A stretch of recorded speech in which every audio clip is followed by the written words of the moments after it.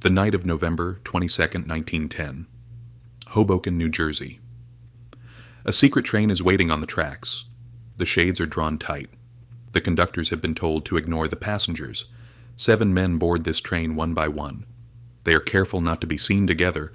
They are careful not to use their last names. To the outside world, they are just a group of wealthy friends going on a duck hunting trip to the south. They carry shotguns to make the lie look real. But these men were not hunters. They were the financial kings of the world.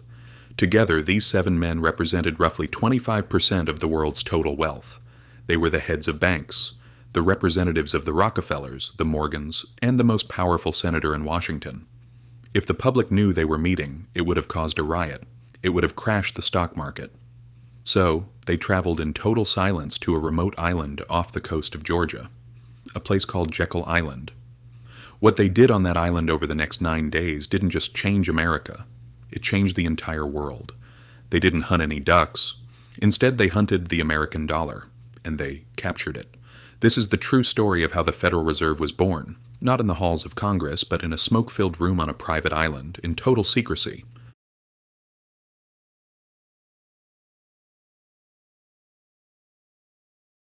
To understand the crime, we have to understand the motive. 3 years earlier, in 1907, America went through a financial hell. The Panic of 1907. The stock market crashed by 50%. Banks collapsed like dominoes. People lost their life savings overnight. There was no central bank to save them. Washington was helpless. So, one man stepped in. J.P. Morgan. Visual, portrait of J.P. Morgan looking stern, with his cane and cigar.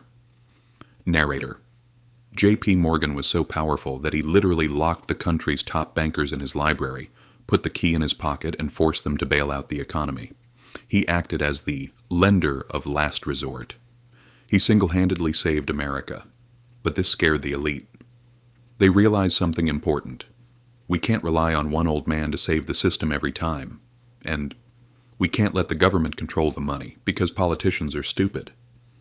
They wanted a system that looked like a government agency, but was actually controlled by private bankers, a system where they could print money to bail themselves out if things went wrong.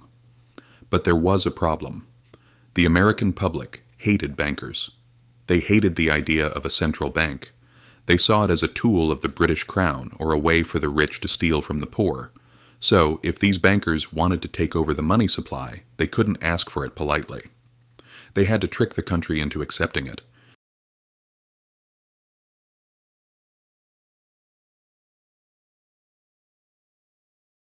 Back to the island. Jekyll Island was an exclusive club. It was said that the members of this club controlled 1/6 of the world's wealth. The Vanderbilts, the Morgans, the Pulitzers. But that week, the club was emptied. The staff was replaced with new servants who didn't know the faces of the guests. The 7 conspirators sat around a table. Who were they? Senator Nelson Aldrich, the political muscle. He was the father-in-law of John D. Rockefeller, Jr., Frank Vanderlip, president of the National City Bank of New York. Henry Davison, senior partner at J.P. Morgan. Paul Warburg, the mastermind. A German banker who understood central banking better than anyone.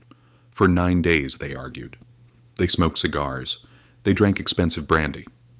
Paul Warburg, the German genius, told them, "We need a central bank, but we cannot call it a central bank.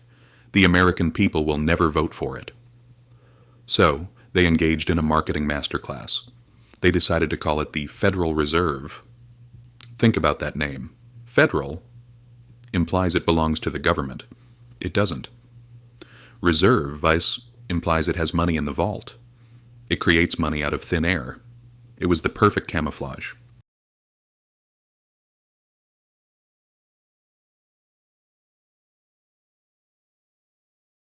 Warburg designed a brilliant system. Instead of one big bank in New York, which everyone would hate, they would create 12 regional banks across the country. The Fed of Kansas, the Fed of San Francisco. It looked decentralized, it looked democratic, but in reality the power would be concentrated in the hands of the commercial banks who owned the shares. They wrote the legislation right there on the island. When they were done, they swore an oath of secrecy. Frank Vanderlip later wrote in the Saturday Evening Post, If it were to be exposed publicly that our particular group had written the banking bill, that bill would have no chance whatever of passage by Congress. They knew that if the public found out the wolves were building the sheep pen, the game would be over. So they returned to New York, one by one, and they waited for the right moment to strike.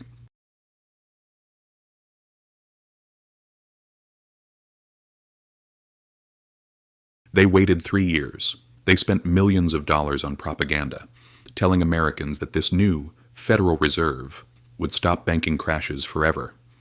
They said it would protect the little guy. But they still needed to pass the law through Congress.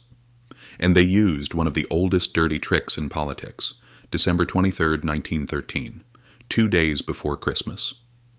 Most congressmen had already left Washington to go home to their families for the holidays. The halls were nearly empty. The opposition was gone. In this empty chamber, the Federal Reserve Act was pushed through. It was rushed to the desk of President Woodrow Wilson. He signed it immediately. Some say Wilson was tricked. Others say he was part of the plan.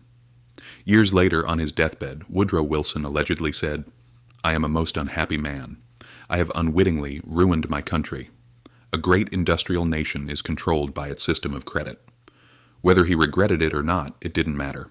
The deed was done. The bankers had captured the keys to the kingdom.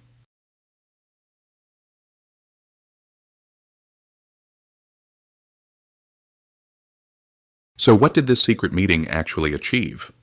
Did it stop financial crashes? No. Less than 20 years later, the Fed presided over the Great Depression of 1929. Then came the crash of 2008. Then the inflation of 2022. But it achieved something else. It created an engine of hidden taxation. Before 1913, if the government wanted to spend money, it had to tax you. You would see the money leaving your paycheck, and you would get angry. But with the Fed, the government doesn't need to tax you directly. They just ask the Fed to print more money. When they print money, the dollars in your pocket lose value. Prices go up. Your savings buy less. This is inflation. And inflation is a tax that no one voted for. It is a tax that you pay every time you go to the grocery store. Since that meeting on Jekyll Island, the US dollar has lost 98% of its purchasing power. That 98% didn't disappear.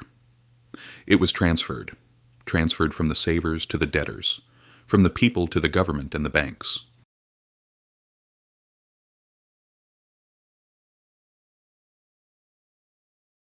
Today, if you ask the average person who owns the Federal Reserve, they will say, the government. They are wrong. The Federal Reserve is an independent entity. It has shareholders. Who are the shareholders? The private commercial banks. It is about as Federal Express. It creates money, lends it to the U.S. government at interest, and we, the taxpayers, pay that interest.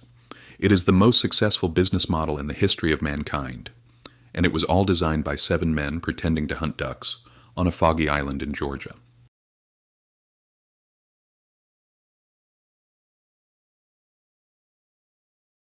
The meeting at Jekyll Island is no longer a conspiracy theory. It is a conspiracy fact. The participants admitted it in their memoirs. They built a cage, they painted it gold, and they locked the American economy inside it. We are still living inside that cage.